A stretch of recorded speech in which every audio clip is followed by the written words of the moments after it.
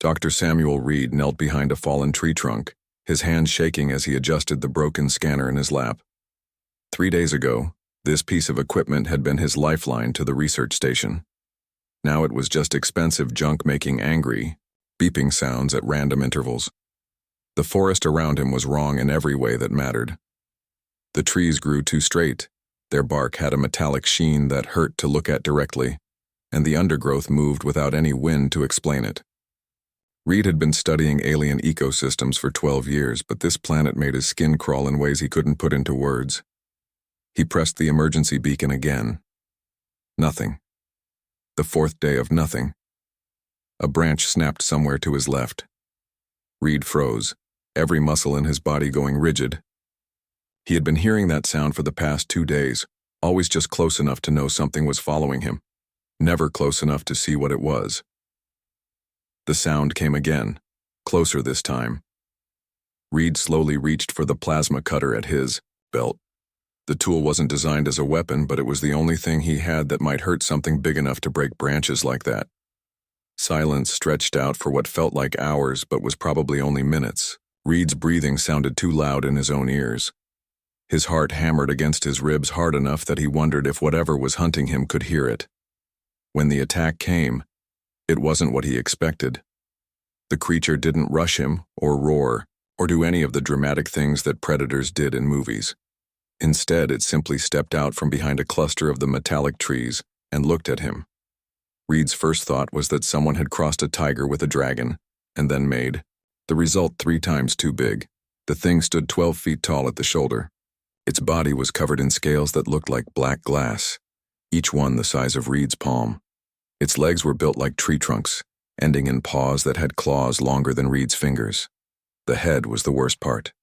It was clearly built for hunting, with a mouthful of teeth that could probably bite through steel, but the eyes were what made Reed's blood turn cold. They were intelligent, not just smart in the way that Earth predators could be smart, but truly intelligent in a way that made Reed feel like he was being measured and found wanting. The creature took 1 step forward. Reed raised the plasma cutter, knowing it was pointless. If this thing wanted him dead, he would be dead already. But humans had survived by being too stubborn to give up, even when giving up made sense. "Stay back," he said, surprised that his voice came out steady. "I'm warning you." The creature tilted its head, studying him. Reed could see his own reflection in those amber eyes, a small and dirty human holding a tool that wouldn't save him. Then the creature did something that made Reed question his sanity. It sat down. Not the way a dog sits, but the way a person sits when they're settling in for a long conversation. The creature's tail curled around its body, and it continued to watch Reed with those impossible eyes. Reed kept the plasma cutter raised for another minute, then slowly lowered it when nothing happened. "What do you want?" he asked. The creature's head tilted the other way. It made a sound deep in its throat, something between a purr and a growl. Reed's universal translator, the one piece of equipment that was still working properly, chimed softly. "Testing," it said in Reed's earpiece. "Testing what?" Reed asked. The creature stood up again, turned around, and walked away. It moved without making a sound, disappearing between the trees like smoke. Reed sat behind his log for another hour, waiting for his heart to stop trying to break through his chest. When nothing else happened, he gathered up his broken equipment and started walking toward where he hoped the research station was. He made it maybe 2 miles before he realized the creature was following him again. Not hunting, not stalking, just following. Reed could catch glimpses of black scales between the trees, always at the edge of his vision. When he stopped, the glimpses stopped. When he started walking again, they started too. By the time the alien sun started setting, Reed had figured out the rules of whatever game this was. The creature wasn't trying to hide from him. It wanted him to know it was there. It was following close enough that Reed could see it, but far enough away that he couldn't get a clear look at it. Reed made camp that night in a small clearing, using his plasma cutter to start a fire with some of the local wood. The flames burned, green, and gave off smoke that smelled like copper, but it was better than sitting in the dark. He ate one of his remaining ration bars and tried not to think about how many he had left. The research station couldn't be more than a day's walk away, assuming he was going in the right direction. Assuming the creature following him didn't get bored and decide to end whatever game this was. The creature appeared at the edge of his camp just after full dark. Reed saw the reflection of firelight on black scales and froze with a piece of ration bar halfway to his mouth. "Still testing?" he asked. The translator chimed again. "Learning," it said. Learning what? But the creature had already melted back into the darkness. Reed didn't sleep that night.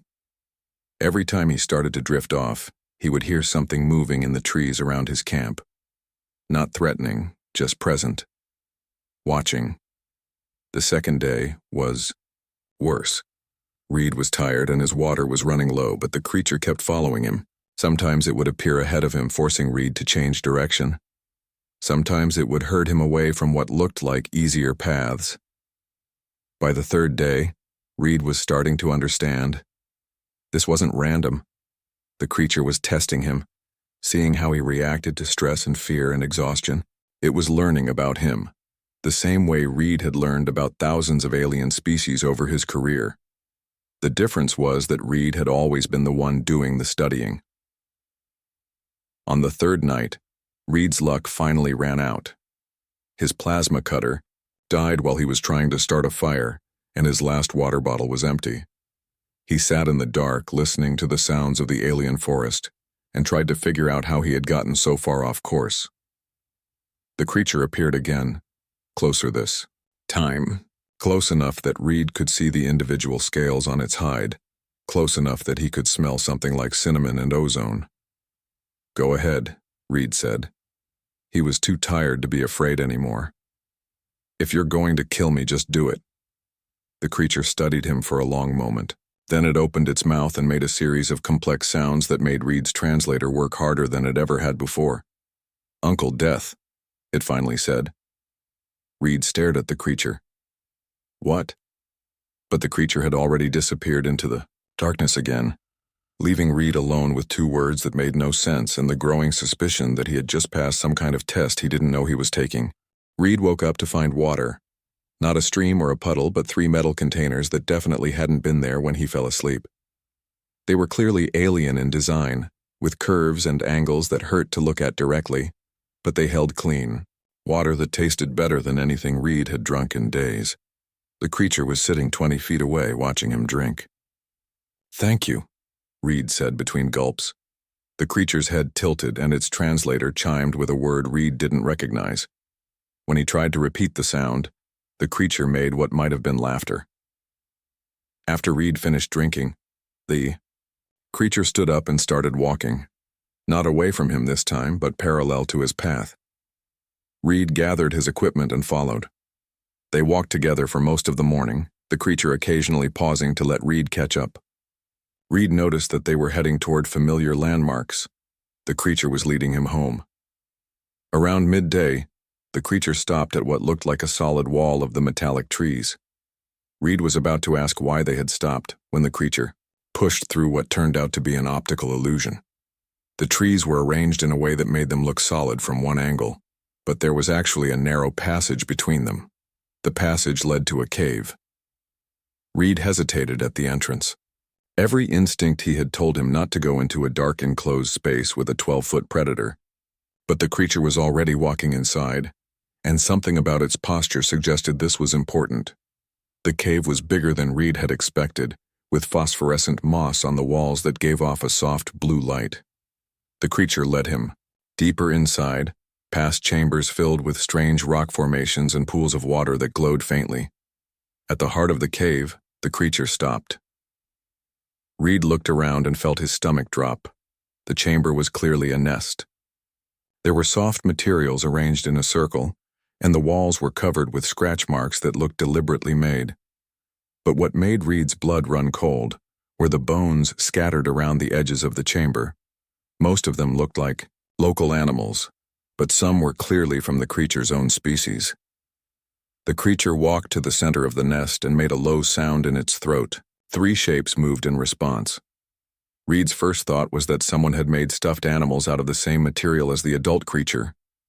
The three shapes were small enough that Reed could hold them in his arms, covered in the same black scales but soft and rounded in a way that screamed baby in every language Reed knew. Cubs. The creature had cubs. One of the babies tried to walk toward Reed and fell over its own feet. Reed heard himself make a sound that was part laugh and part sob.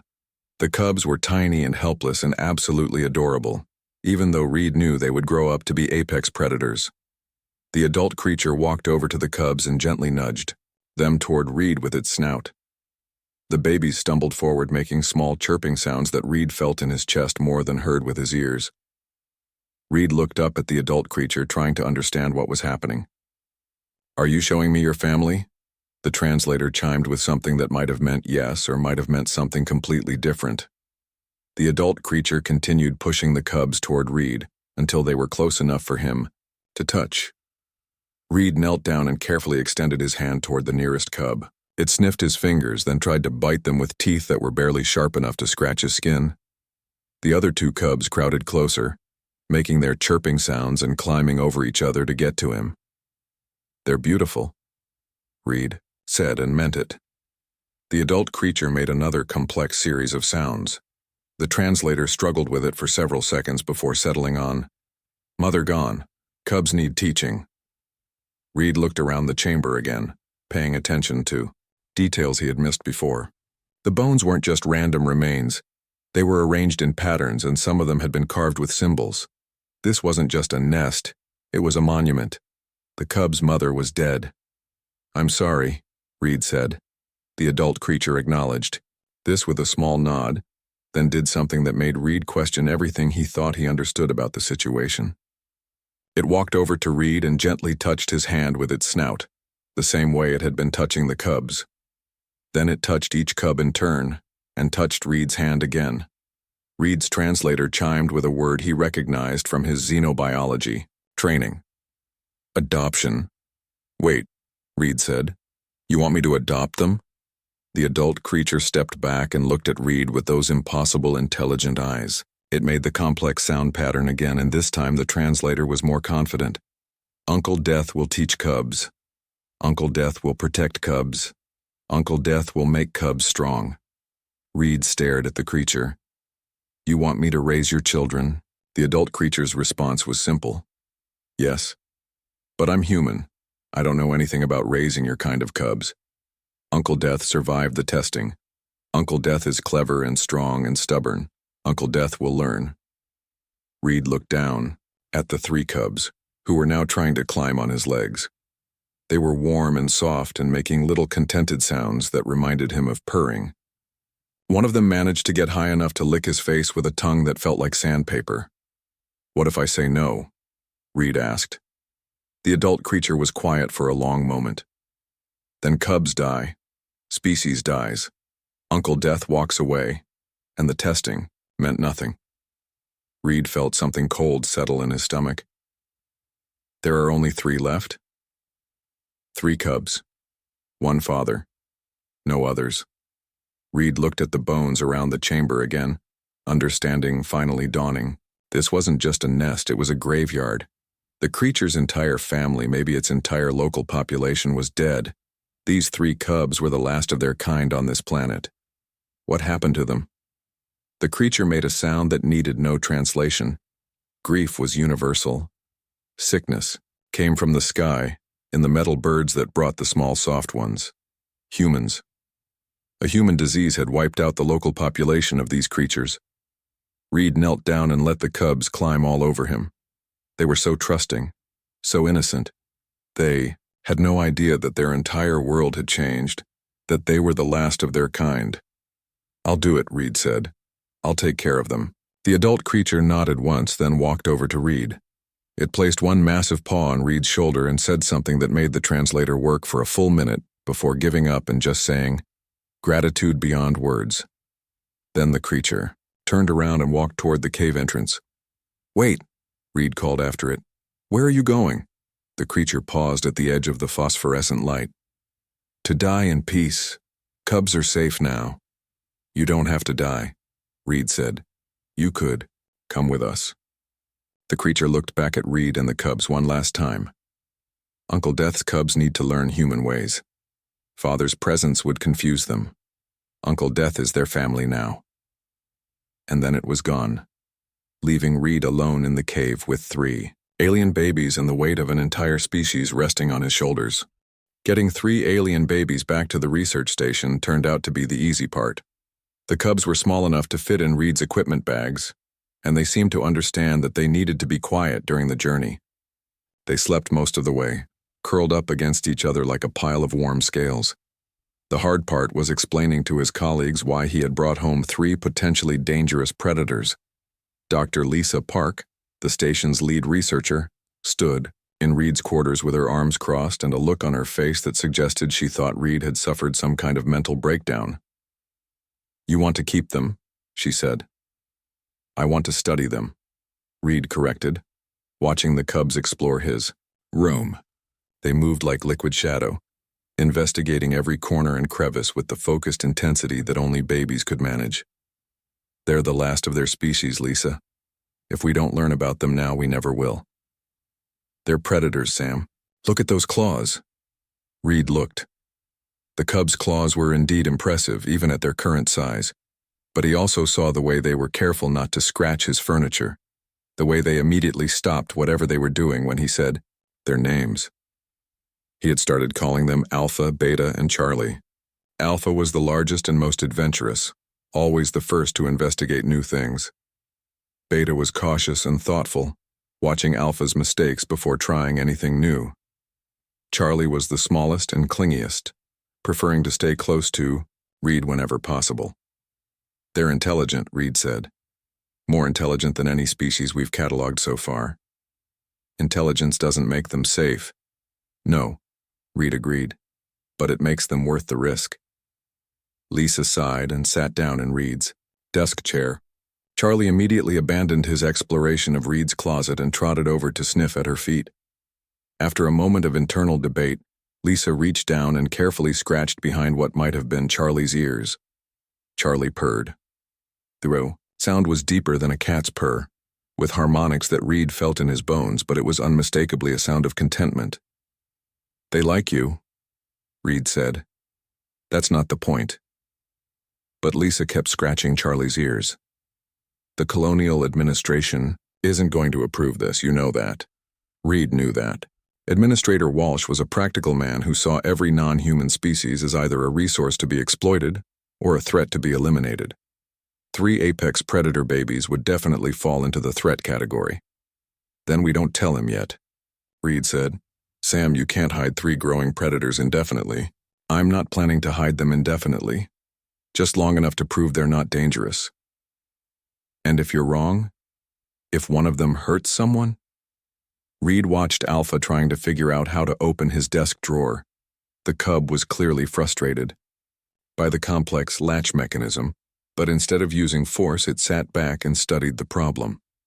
After a few moments, Alpha carefully manipulated the latch with one claw and opened the drawer. "They're not going to hurt anyone," Reed said. "Not intentionally." Famous last words, as it turned out. The first incident happened 3 weeks later. Reed had been carefully introducing the cubs to the station's other staff members, bringing them to the common areas during off-peak hours so they could get used to being around humans. The cubs were growing fast, already twice the size they had been when Reed found them, but they still moved with the clumsy enthusiasm of children. Charlie was Reed's constant shadow, rarely venturing more than a few feet away from him. Beta preferred to observe from a distance, taking in everything but participating cautiously. Alpha was the explorer, always pushing boundaries and testing limits, which was why Reed should have seen the problem coming. The cubs had been playing in the station's main corridor while Reed updated his research notes. It was a harmless game of chase, the kind of thing that young mammals did everywhere in the galaxy. But these weren't ordinary mammals. Technician Roberts came around the corner carrying a toolkit, not paying attention to where he was going. Alpha, in the middle of chasing Beta, collided with Roberts at full speed. Roberts went down hard, his tools scattering across the corridor. Alpha, startled and confused by the collision, did what any frightened predator would do. It bared its teeth and hissed. Roberts saw 3 inches of razor-sharp fangs 2 feet from his face and screamed. By the time Reed reached them, Roberts was backed against the corridor wall, hyperventilating, while Alpha stood protectively in front of Beta and Charlie, clearly ready to fight anything that threatened his siblings. "It's okay," Reed said, keeping his voice calm and steady. "Alpha, stand down. Roberts, don't move." Alpha looked at Reed, then at Roberts, then back at Reed. After a moment that felt like hours, the cub relaxed its aggressive posture and trotted over to Reed's side. Roberts kept hyperventilating. "Are you hurt?" Reed asked. "That thing tried to kill me," Roberts gasped. "No, it didn't. If Alpha had tried to kill you, you would be dead. It was just startled. Look at the size of those claws." Reed looked. The cub's claws had indeed grown considerably over the past few weeks. What had been cute kitten claws were now serious weapons, each one the length of Reed's thumb. Word of the incident reached Administrator Walsh within the hour. Reed was summoned to Walsh's office along with the cubs, who seemed to sense that they were in trouble and stayed unusually close to Reed's side. Walsh was a thin man with gray hair and the kind of pale complexion that suggested he spent all his time indoors. He looked at the cubs the way most people looked at unexploded bombs. "Dr. Reed," Walsh said, not taking his eyes off the cubs. "Would you care to explain why you have 3 unregistered alien predators living on my station?" "They're research subjects," Reed said. "I'm studying their behavioral patterns and social structure. They're dangerous. They're children who nearly attacked one of my technicians." Reed felt Charlie press closer against his leg. The smallest cub was picking up on the tension in the room and didn't like it. "Roberts walked into the cubs while they were playing," Reed said. "Alpha was protecting his siblings from what he perceived as a threat. It's actually a sign of advanced social intelligence." "I don't care how intelligent they are," Walsh said. "I care about the safety of this station and its personnel. Sir, these cubs represent the last surviving members of their species. The scientific value alone is not worth risking human lives." Walsh finally looked away from the cubs and met Reed's eyes. "You have 24 hours to find alternative arrangements for these creatures. If they're still on this station after that, I'll have security deal with them." Reed felt his blood go cold. "Alternative arrangements?" "Ship them to a research facility on Earth. Put them in a zoo. I don't care what you do with them, as long as you do it somewhere else. They can't survive in captivity. Their species has evolved for this specific environment. Then perhaps you should have thought of that before you brought them here." Reed opened his mouth to argue further, but Alpha chose that moment to step forward and make a sound deep in its throat. Not aggressive, but definitely attention-getting. Walsh went very still. "What is it doing?" The translator on Reed's belt chimed softly. "Sad," it said. Alpha made the sound again, looking directly at Walsh. The translator chimed again. "Uncle Death sad. Alpha sad too." Walsh stared at the cub. "It can talk?" "They've been learning," Reed said. "Their language processing centers are incredibly advanced." Beta stepped forward and made a different sound. "Beta protect Uncle Death," the translator said. Charlie, not to be outdone by his siblings, made his own small chirping sound. "Charlie, stay with Uncle Death always." Walsh looked at the 3 cubs, all of them watching him with those impossible intelligent eyes. For a moment, Reed thought he saw the administrator's expression soften. Then Walsh shook his head. "Talking makes them more dangerous, not less. 24 hours, Dr. Reed, that's final." Reed left the administrator's office with 3 confused cubs and the growing certainty that he was about to have to make a choice that would change his life forever. He could comply with Walsh's order and send the cubs away, probably to their deaths. Or he could find another way to protect them, even if it meant defying direct orders and risking his career, even if it meant leaving everything he had built on the station behind. The cubs sensed his distress during the walk back to his quarters. They pressed close to him in the corridor, making soft, comforting sounds that needed no translation. By the time they reached his room, Reed had made his decision. He was going to take the cubs and disappear into the wilderness. It wasn't a perfect plan, but it was the only one that guaranteed the cubs would survive. The cubs seemed to understand that something was changing.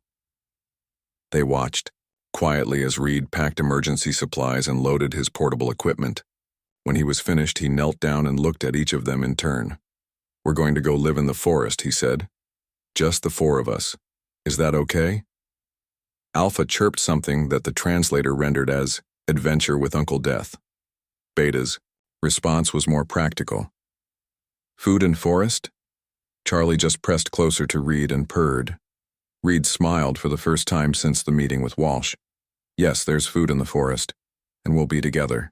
That's what matters." As Reed prepared to leave everything behind for 3 alien children who had come to mean more to him than his career, he couldn't help but think about their father. The creature had trusted Reed with the most precious thing in its world, and Reed was going to make sure that trust wasn't misplaced, even if it meant giving up everything else. Reed had been living in the forest with the cubs for 6 weeks when everything went wrong. They had found a good spot near a freshwater stream, far enough from the research station that the cubs could roam freely, but close enough that Reed could monitor the human settlements through his portable scanner. The cubs were thriving in their natural environment, growing stronger and more confident every day. Alpha had become the unofficial leader of their little pack, always the first to investigate new territories and the most vocal about potential dangers. Beta remained the thoughtful one, often spending hours studying the local wildlife and learning their patterns. Charlie stayed close to Reed but had started joining his siblings on their hunting expeditions. Reed had learned to hunt alongside them, using human tools and tactics while the cubs relied on their natural abilities. It was an odd partnership, but it worked. The cubs brought down prey that Reed's equipment couldn't touch, and Reed's knowledge of edible plants and water purification kept them all healthy. More importantly, the cubs were learning, not just how to survive, but how to think like their father had. They were developing the same careful intelligence that had made their species successful predators. Reed was documenting their behavior patterns one morning when his scanner picked up something that made his blood run cold. A massive heat signature was moving through the forest, heading directly toward the mining colony 20 miles south. Not one signature, dozens of them. Reed called the cubs back to camp and activated his long-range communicator, breaking radio silence for the first time since leaving the station. "Research Station Epsilon 7, this is Dr. Reed, emergency priority." Lisa's voice crackled through the static. "Sam, where the hell have you been? Walsh has security teams looking everywhere for you." "Lisa, listen carefully. There's a pack of adult creatures moving toward Mining Colony 7, at least 40 individuals, maybe more." "What kind of creatures?" Reed looked at Alpha, who was listening to the conversation with obvious interest. "The same species as the cubs, the wild ones." The silence on the other end of the line stretched for several seconds. "Sam, that's impossible. The surveys showed this species was nearly extinct." "The surveys were wrong. There's a large population somewhere in the deep forest, and they're heading for the colony." "How do you know?" "Because my cubs are going crazy." It was true. All 3 cubs were pacing around the camp, making agitated sounds that Reed had never heard before. Their scales were standing on end, and they kept looking toward the south with obvious distress. "Pack comes," Alpha said suddenly, the translator rendering his agitation clearly. "Bad pack. Angry pack." Beta made a complex sound that took the translator several tries to parse. "They smell death machines. They come to kill death machines." Reed felt his stomach drop. Death machines. The mining equipment. "Lisa, you need to evacuate the colony now. These creatures see the mining operation as a threat to their territory." "Sam, I can't authorize an evacuation based on the word of 3 cubs." "Then get me Administrator Walsh." Another long silence. "Sam, Walsh has issued a warrant for your arrest. If you come back to the station..." "I'm not coming back. Patch me through to the colony directly." "I can't do that." Reed closed the connection and tried to raise the mining colony himself. No response. Either they weren't monitoring the emergency frequencies, or their communications were down. Reed looked at his 3 cubs, who were becoming more agitated by the minute. Charlie was making a continuous low whine, while Alpha and Beta had started pacing in wider and wider circles. "How long before the pack reaches the colony?" Reed asked. Alpha tilted his head, listening to something Reed couldn't hear. "Sun high time," he said finally. Noon. The pack would reach the colony at noon, and it was already past 9 in the morning. Reed made a decision that 6 months ago would have seemed insane. "We have to warn them." "Uncle Death go to death machines?" Beta asked. "Uncle Death go to save soft ones," Reed corrected. Charlie made a distressed sound. "Dangerous for Uncle Death. Dangerous for everyone if we don't try."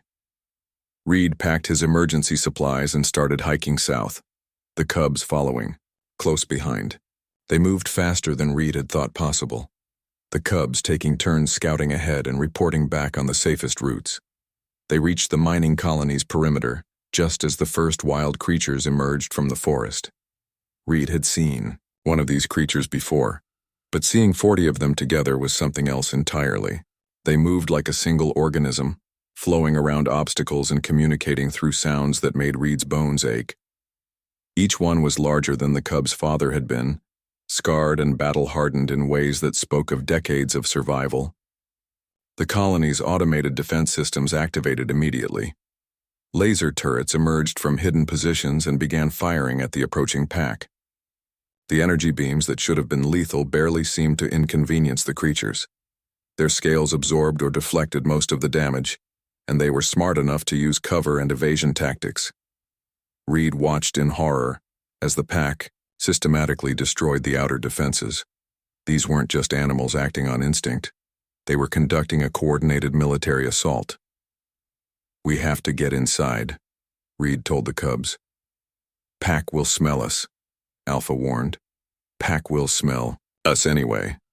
They made their way toward the colony's main gate, staying low and using the mining equipment for cover. Reed could hear alarms blaring inside the colony, and the sound of human voices shouting orders. The gate was sealed, but Reed still had his research station access codes. He prayed that the colonies shared a common security system as he input his credentials. The gate opened. Reed and the cubs rushed inside, and Reed immediately headed for the colony's communication center. He found 20 terrified miners and technicians barricaded inside, watching security feeds that showed the wild pack methodically dismantling their defenses. "Who the hell are you?" demanded a woman with supervisor stripes on her uniform. "Dr. Samuel Reed, xenobiologist. You need to evacuate this facility immediately." "We can't evacuate. Those things have us surrounded." Reed looked at the security feeds. She was right. The pack had positioned themselves around the entire perimeter, cutting off all escape routes. "What do they want?" the supervisor asked. Reed looked at his cubs, who were huddled together near the door, clearly terrified of being so close to humans and wild members of their own species at the same time. "They want you to stop mining," Reed said. "You're disrupting something important to them. We can't just shut down operations. The company has invested millions."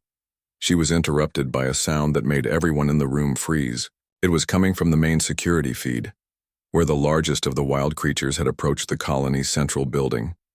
The creature looked directly at the camera and spoke.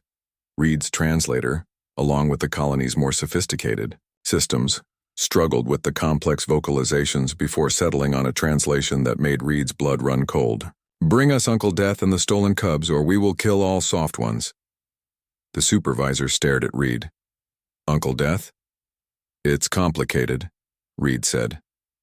Alpha stepped forward and made a sound that needed no translation. The wild creature on the screen turned its head, clearly hearing the cub's voice through the communication system.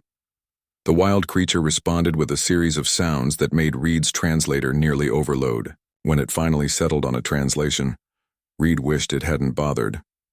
"Cubs belong with Pack. Uncle Death has poisoned them with soft one thoughts. Uncle Death will be punished." Reed looked at his 3 cubs, who were trembling, but standing firm. They had positioned themselves between Reed and the door, ready to protect him despite being terrified. "They want to take you back," Reed said quietly. "We stay with Uncle Death." Alpha said immediately. Pack hurt, Uncle Death, Beta added. Charlie just pressed closer to Reed and made a sound that clearly meant no. Reed knelt down and put his arms around all three cubs. They were warm and solid and trusting, and he realized that somewhere in the past few months they had stopped being research subjects and started being his children. I won't let them take you, he promised. The supervisor was staring at them. You're going to fight 40 of those things for 3 cubs? If I have to. That's suicide. Reed stood up and walked over to the communication console. He activated the external speakers and spoke directly to the pack leader. This is Uncle Death, the cubs stay with me. If you want them, you'll have to go through me. The response was immediate and violent. The pack leader roared something that made the building shake, and the other creatures began a coordinated assault on the colony's main defenses. Reed turned to the supervisor. How long can your barriers hold? Maybe an hour. Then we need to make every minute count. Reed began planning the defense of Mining Colony 7, knowing that he was probably about to die but determined to protect his adopted family. The cubs pressed close to him, ready to fight alongside their Uncle Death against impossible odds. Outside, 40 apex predators prepared to tear the colony apart to get to them. The first breach came 20 minutes later. Reed watched on the security monitors as 3 wild creatures tore through the colony's outer wall like it was paper. The mining facility's defenses had been designed to keep out thieves and environmental hazards, not apex predators with centuries of experience dismantling human technology. South Wall is compromised, Supervisor Martinez reported, her voice steady despite the circumstances. They're inside the outer perimeter. Reed studied the tactical display, looking for patterns in the pack's attack. They weren't just randomly destroying things. They were methodically cutting off power sources, disabling communications and herding the humans toward the center of the colony. They want us trapped but alive, Reed said. They're not trying to kill everyone, just corner us. Small comfort, Martinez muttered. Alpha made a sound from his position near the door. Pack leader comes. Reed looked at the main monitor and saw the largest of the wild creatures approaching the command center. It moved with the confidence of something that had never met an obstacle it couldn't overcome. The creature stopped just outside the building and spoke directly to the cameras. Uncle Death. I am Stormbringer, Alpha of the Deep Forest Pack. You have stolen our cubs and filled their heads with soft one weakness. Return them now, and your death will be swift. Reed activated the external speakers. The cubs chose to stay with me. They're not prisoners. Cubs do not choose. Cubs obey. You have corrupted them. Reed looked at Alpha, Beta, and Charlie. They were scared but determined, staying close to him despite the obvious danger. Show him you're not corrupted, Reed said quietly. Alpha stepped forward and spoke directly to Stormbringer. Reed's translator struggled with the complex vocalizations, but the meaning was clear. I am Alpha, son of Mountain Walker. Uncle Death did not steal me. I chose him as pack leader when my bloodfather died. He is worthy. Stormbringer's response was immediate and furious. Human cannot be pack leader. Human is prey. Beta moved to stand beside Alpha. Uncle Death survived the testing. Uncle Death protects cubs. Uncle Death hunts with us and shares kills. He is pack. Charlie, not to be outdone by his older siblings, added his own small voice. Uncle Death saved us when we were alone. Uncle Death is good Alpha. The silence that followed stretched for nearly a minute. Reed could see Stormbringer processing this information, clearly struggling with concepts that didn't fit his worldview. Humans are destroyers, Stormbringer said finally. They bring sickness. They poison the earth with their machines. They cannot be pack. Reed keyed the speakers again. Not all humans are destroyers. Some of us are protectors. Lies. Then, test me. The words were out of Reed's mouth before he fully realized what he was saying. But as soon as he said them, he knew they were right. You tested me before, when the cub's father was alive. Test me again. Stormbringer's head tilted, considering. Single combat, you die, cubs come to pack. You live. Pack considers your words. Sam, no, Martinez said. That thing will tear you apart. Reed looked at his 3 cubs. They were watching him with absolute trust, believing that somehow he would find a way to protect them. "I accept," Reed said. The colony's main courtyard had been cleared by the pack, creating a rough circle surrounded by wild creatures. Reed walked into the center carrying only his plasma cutter and wearing the lightweight armor that all research station personnel were issued. Stormbringer was even more impressive up close. The creature stood 15 feet tall and bore scars that spoke of dozens of battles. Its claws were the length of Reed's forearm, and its teeth could probably bite through steel. Reed's cubs had positioned themselves at the edge of the circle, ready to watch their Uncle Death either prove himself worthy or die trying. "Human," Stormbringer said. "You face the alpha of 60 winners. I have killed cave sharks and ridge runners. I have led my pack through fire and flood.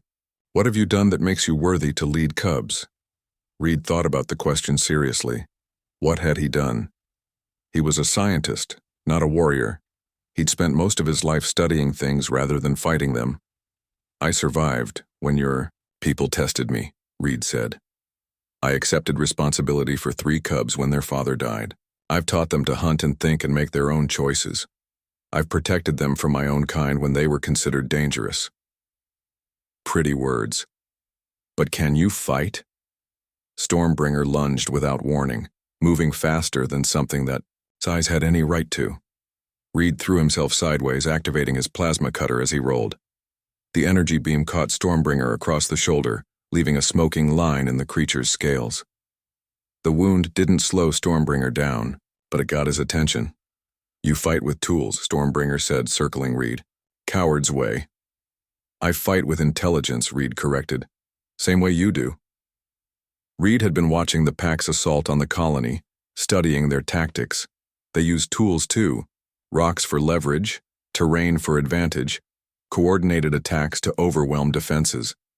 They just didn't use manufactured tools. Stormbringer attacked again, feinting left and then striking right. Reed was ready for it, having watched the same tactic on the security monitors. He ducked under the creature's claws and scored another, hit with the plasma cutter. This time Stormbringer roared in frustration. "Stand still and fight." "No," Reed said. "That would be stupid." The battle continued for what felt like hours but was probably only minutes. Reed couldn't match Stormbringer's strength or speed, but he could think faster. Every attack he dodged, every wound he inflicted, was the result of observation and planning rather than raw physical ability. Stormbringer was beginning to slow down. The creature's attacks were becoming less coordinated, more driven by frustration than strategy. Reed saw his chance and took it, instead of dodging the next attack. Reed stepped inside Stormbringer's reach and pressed the plasma cutter against the creature's throat, not firing, just holding it there. "I could kill you right now," Reed said quietly, speaking directly to Stormbringer rather than through the speakers. "But I won't, because killing you won't protect my cubs. Working with you might." Stormbringer froze, clearly feeling the heat from the plasma cutter's emitter. "You show mercy to enemy? I show wisdom to potential ally." Reed stepped back and lowered his weapon. Stormbringer could have killed him in that moment, but instead the creature sat back on his haunches and studied Reed with new respect. "Uncle, Death fights like pack leader," Stormbringer admitted. "Uses brain, not just claws. That's how I've kept the cubs alive." Stormbringer looked across the circle at Alpha, Beta, and Charlie. The cubs were watching the conversation intently, clearly understanding more than Reed had realized. "Cubs are strong," Stormbringer said. "Healthy, well-taught. They're good children. Children who think human thoughts." Reed nodded. "And human children who learn to think like your people. That's what happens when species work together, instead of fighting." Stormbringer was quiet for a long moment. Around the circle, 40 wild creatures waited for their alpha's decision. "Pack will consider alliance," Stormbringer said finally. "Cubs may stay with Uncle Death if Uncle Death agrees to teach other cubs packways." "Other cubs?" Stormbringer made a sound that might have been amusement. "Deep Forest Pack has many cubs. They need to learn about soft ones, since soft ones are not leaving this world." Reed felt hope bloom in his chest for the first time since the battle had begun. You want me to be an ambassador? Want you to be bridge between packs, human pack and forest pack. Teach cubs to work together.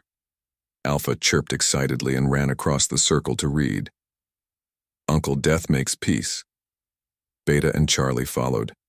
And soon Reed was surrounded by 3 happy cubs while Stormbringer watched with what might have been approval. Uncle Death, Stormbringer said, you are worthy pack leader. Deep Forest Pack will work with soft ones if soft ones stop poisoning. Earth with death machines. Reed looked toward the mining colony, where the human survivors were watching through the windows. That might take some negotiating, Reed said.